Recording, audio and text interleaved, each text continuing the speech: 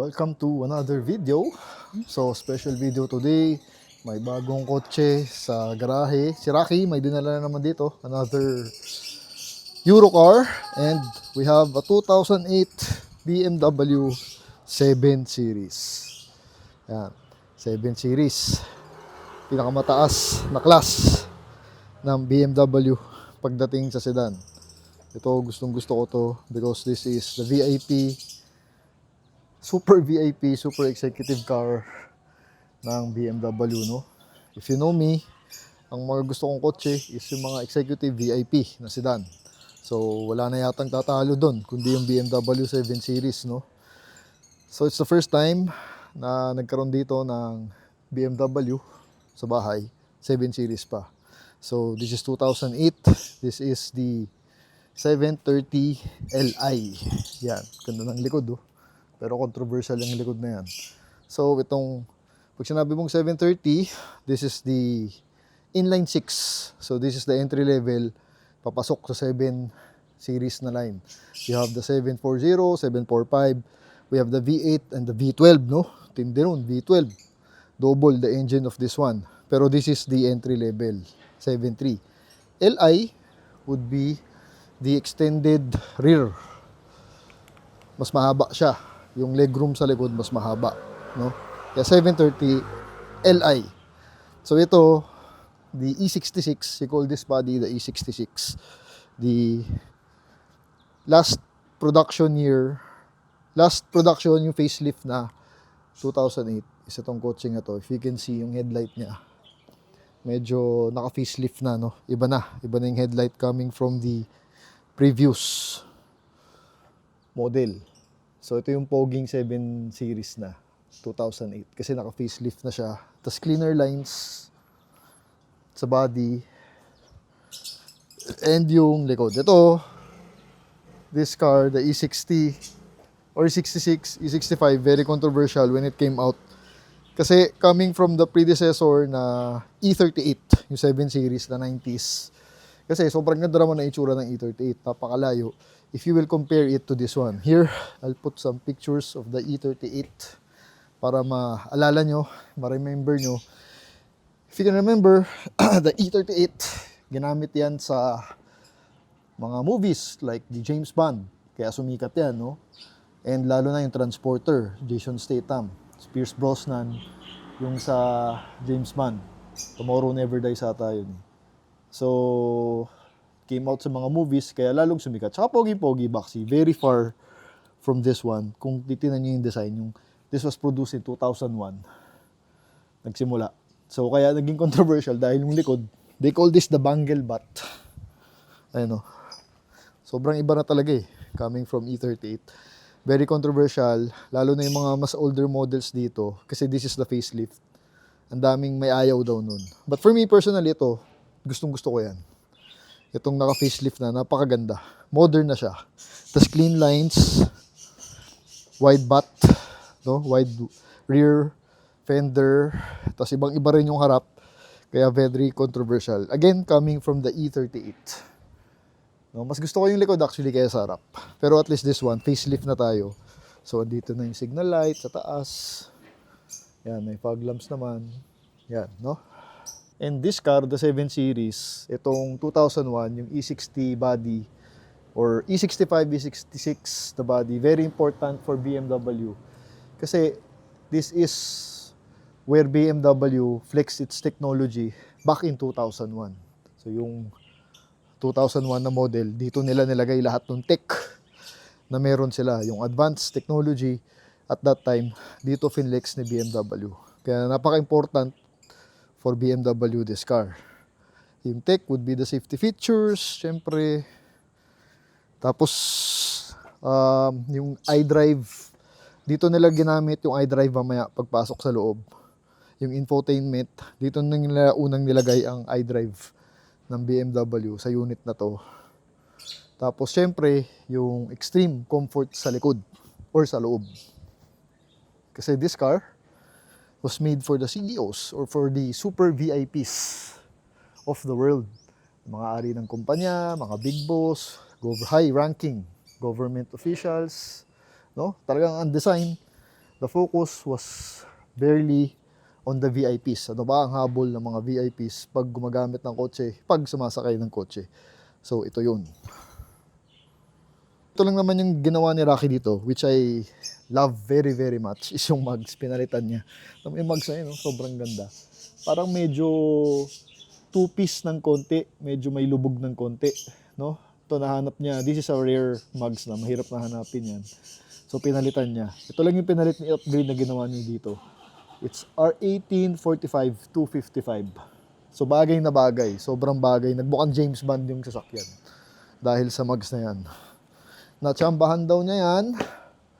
Nabili niya sa one of his clients or mga shop clients. Kasi si Rocky, maraming shop clients yan.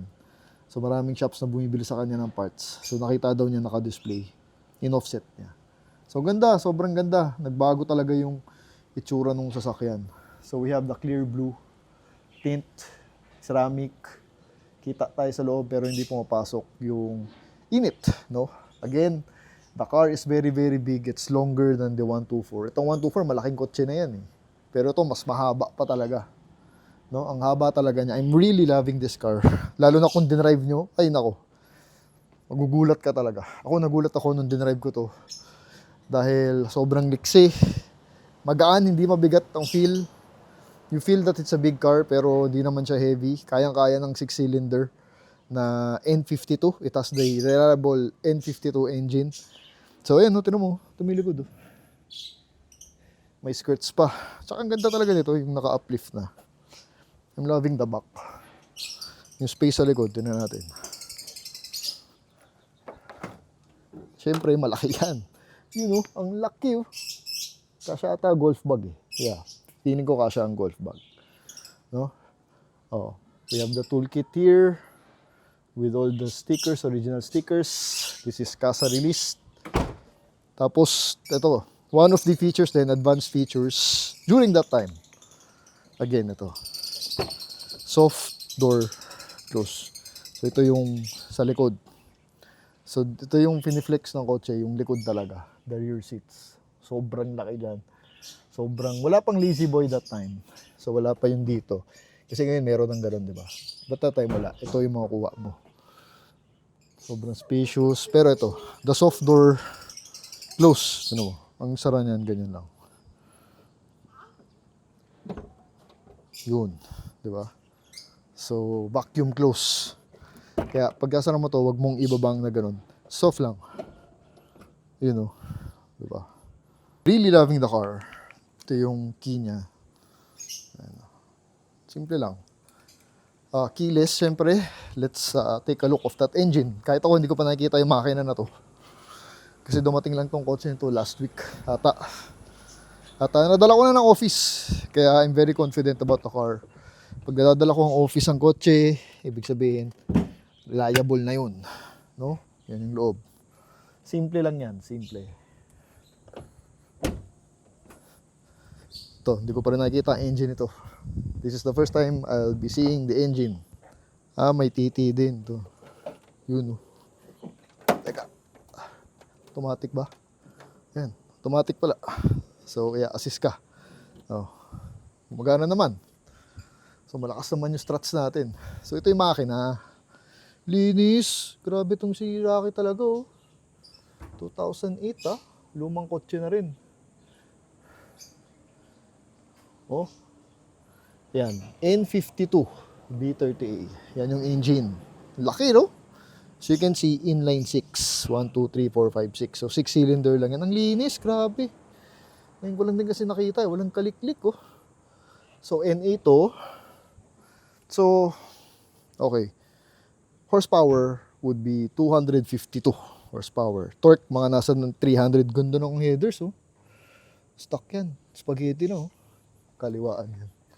Kaliwaan siguro yan. Kasi inline. Hindi, dito na inline. So, naka-spaghetti all around. So yan, malakas ang engine actually, 252. Ang sabi nga nila, debate, this is a sluggish car. Kasi for the size of the body, ang laki talaga. Tapos inline 6 lang. Pero hindi, when driving her, sobrang liksi ng engine na to, sobrang liksi ng makina. Ako nga, personally, nagulat talaga. Kasi kung gaano kaliksi yung makina, Kaya-kaya niya. Kaya this is a very fun car to drive. Hindi boring. So, kaya nga every time I drive this car, there's a smile on my face. Kasi ang liksi na makinang to. And this is one of the most reliable engine ng BMW is the N52. So, ang daming e-body na ginamit yung kotse na yan sa mga 3 series, 5 series, diba? Kung saan nila pinagagamit yung engine na yan. So, subok na subok yan.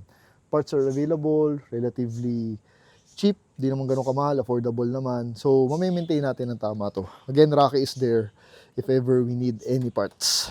Picturean ko lang, ang ganda kasi ng makina. Ayan o, ito mo, naka-extend to. May space pa dito. Ang laki pa ng space. Talagang pinapahaba lang nila. No? So, sara lang natin. Pre, pakita ko yung likod kasi dito naman kilala yan. Hindi pa ako nakakasakay sa likod dito. Pero again, the focus or the idea of this car, kung bakit ginawa, is for the CEOs, is for the big boss, is for the very, very VIP persons. Oh my God. Kailangan ako po eh. So yung wood trim natin, ganyan, real wood. Tapos syempre leather. Tapos may aircon ka pa pala dito, ngayon ko lang nakita. Aside dito, yan, malakas yan eh, malakas bugan yun eh. Tignan nyo, meron pang lighter. Kasi nga 2008, so it's quite an old car. Pero, back in the day, ito na ang pinaka-advanced na makukuha mo in terms of technology. Ayun, tignan mo to, may yung headliner niya mahiwa pa dito. Laki oh, grabe, ang taas din oh. No? I'm 5'10". So you can see, ang laki na space. Tapos ito, andyan yung lahat ng control. So nare-recline itong likod. So kung gusto mo yung likod, ito, pipindutin mo. Tapos, iikot mo yan, ikot everything. Medyo tricky at first, pero responsive naman, no? So, grabe, ang sarap dito sa likod. Tapos yung legroom niya, ang laki. Ang haba talaga, may enjoy mo talaga to. I mean, if you are someone in your office and you are looking for an executive car, or kung kaya mo naman, this would be a very good choice. Kasi this unit is well sorted out, no? Very well sorted out. Nagagamit ko na nga eh. Nadala ko na nga ng office eh. So today, pagkasa natin sa Petron na ako, Blaze na pinalalagay ko dito. Dahil mas mahal na ang V-Power. And yung Blaze, ramdam ko sa engine, mas malakas. Mas gusto ng mga kotse natin. Tapos papaayos ko yung RFID kasi nawawala yung sticker. So papalagyan natin ng sticker, no? Tapos papasok ako ng office later. So, tara, first drive. More about the car. First start muna. Ayo, pag dumadating ka talaga, boss na boss. Talo pa yung Range Rover in terms of presence. Sa Range Rover natin, syempre, respected ka na ron. Everybody knows about the Range Rover, kahit hindi car guy. Pag yun ang dala mo, alam nilang it's something different. Closed door, vacuum. Lahat yan gumagana. So, welcome to the inside. Pero ito, susi, ganito pa yan. Back in the day. Pasok, tapos ayun na. Ito rin ang one of the technologies before. In-introduce na nila tong start button. So, welcome to the gauge cluster of the BMW 7 Series. Automatic na go-on ng aircon. Again, bakit ganun? Pwede mo naman patayin. Ako pinapatay ko eh. Kasi the idea, when the engineers were, or when BMW was building this car, is because of the CEOs, the VIPs, the owners, the very VIP, high-ranking government officials. Yun ang iniisip nila. So, dapat malamig agad, di ba? Diba, pag boss ganun, dapat malamig agad. On agad ang aircon. Kaya naka-automatic. So, as you can see, simpleng-simple, there's nothing here. Buttons pa, syempre, pero minimal. The aircon, left and right, control, on control, CD. Ito, yung pinaka-important din at that time, dito nilagay ni BMW ang iDrive. The controversial iDrive. Kasi a lot of people complain dahil nakakalito raw. Totoo naman. Kahit ako medyo nalito. Kasi syempre, sanay tayo ngayon touchscreen and everything. Pero dito sa 730 Li na 2008 or the E66, in-improve na nila yung iDrive na yan. So, okay naman ah. Walang Bluetooth. That's why, if you open it here, andyan yung aux natin. Naka-aux lang tayo. No? Ito.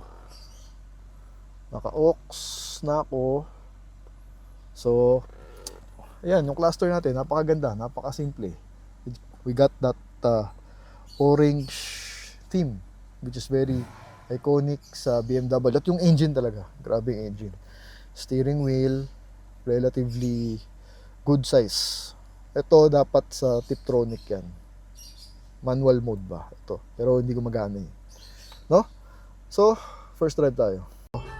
Pag reverse radar at that time. Siyempre, wala pang mga camera, 2008. Wala kang Bluetooth eh, diba, dito. Supposedly, dapat meron na dahil 7 series to. Pero, yan, pag pupula yan, ibig sabihin, nalapit ka na. Very useful, actually. Ayan, ibig sabihin, wala.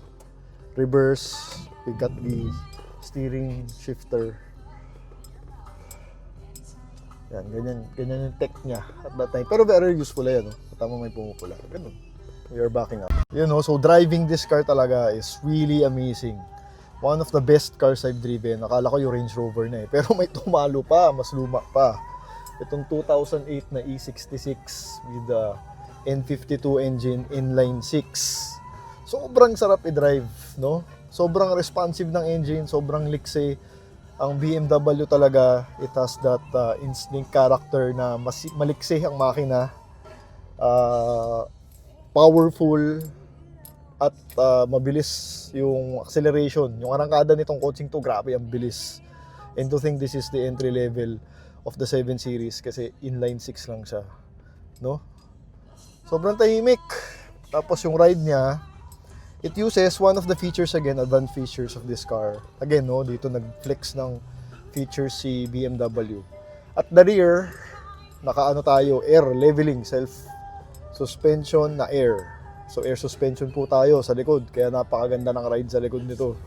So pag naka-detect ng mabigat, pag tataas mag-isa yan, to level the car out. And then sa harap, we've got the regular coil suspension with the MacPherson struts. At alam ko meron tong self-adjusting damper.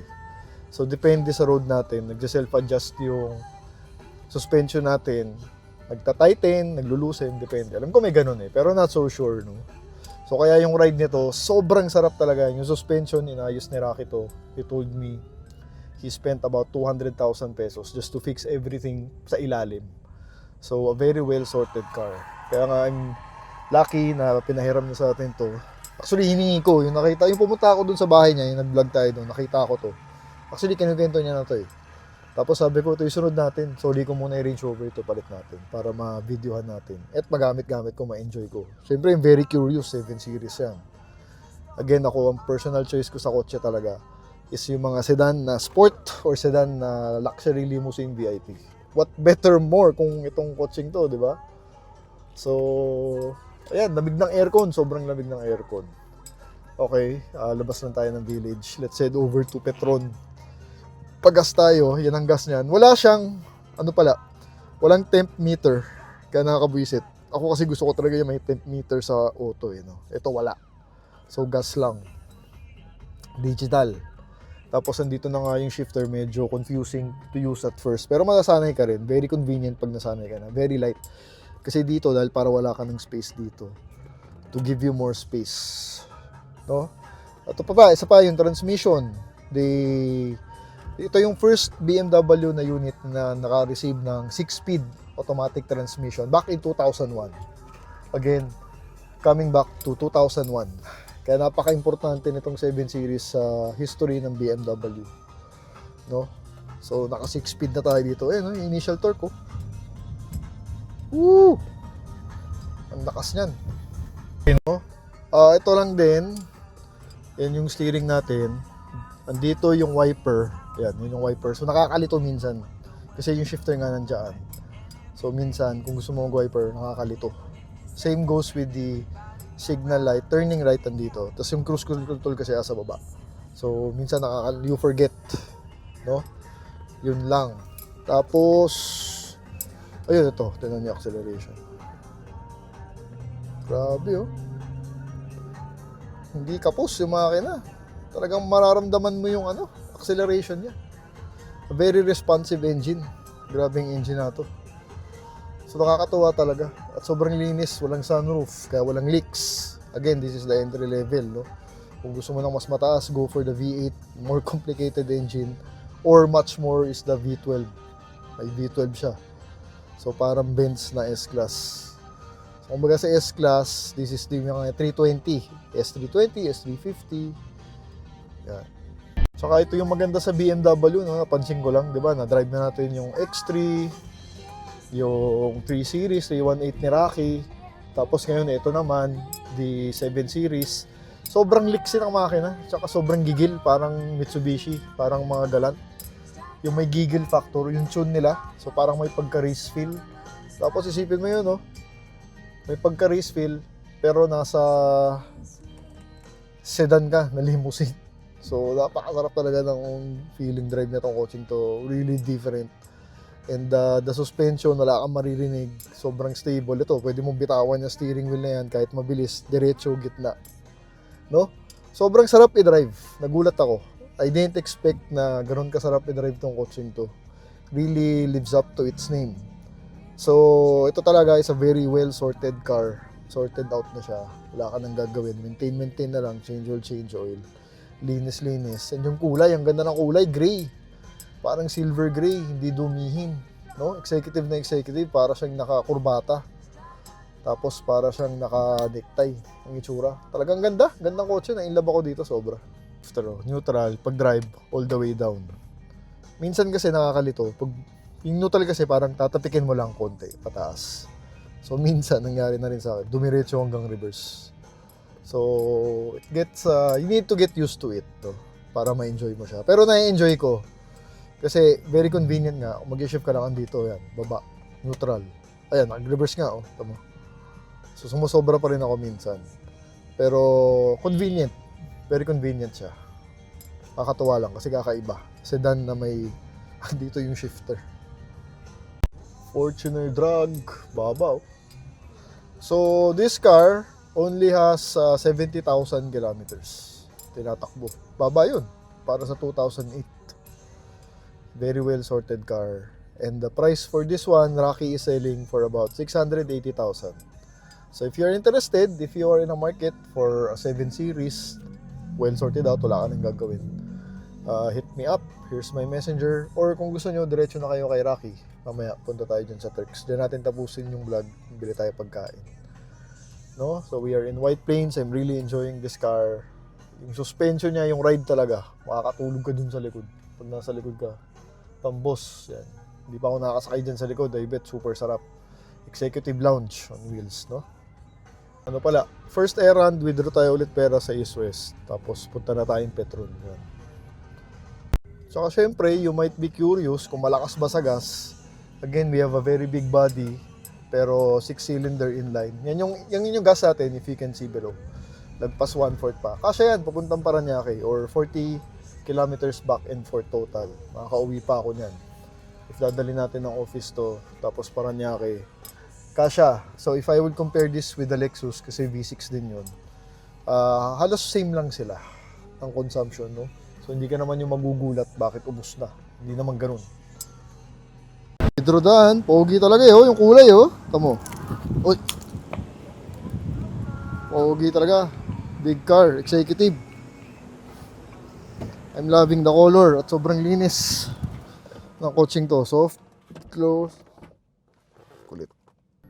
Yan, traffic sa White Plains. Pero okay lang. Pag ganito naman ang kotse mo, okay lang ma-traffic. Very, very comfortable inside. At nasubukan ko na ng edge sa traffic to. That's why I'm very confident about the car already. Kaya ito, 1 week na sa akin eh. Ilan na ba na-consume ko ditong kilometers? Less than 100 pa lang. Pero confident naman ako. Binigay niya na sa akin yung confidence, no? Kasi again, na-edge na natin to. Back and forth. Yung amoy sa loob, no? BMW na BMW. German na German. May distinct amoy talaga ang BMW. Kasi yung leather seats na yan, napakasarap talaga upuan. Kakaiba. Yung quality, yung sa likod. Sobrang laki dito sa likod. Grabe. Such a beautiful car. Sobra. Number 2, RFID sticker. Yan yung boot. Okay talaga, Problema sa Petron, daming tao kasi mas mura, Pero Blaze 1.5, mas mura kaysa D-Power. Tapos palagyan natin kay Kuya ng RFID. Doon na lang sa... Nag-load ka, sir? Nag-load ako, 500. See you. Thank you. Okay na? Thank you Ayos, meron na. Hassle kasi yung bibigay mo pa yung card mo. So ayun, libre lang naman. Punta kayo dito. Pinaloadan ko na rin. So Blaze in and let's head over to Turks.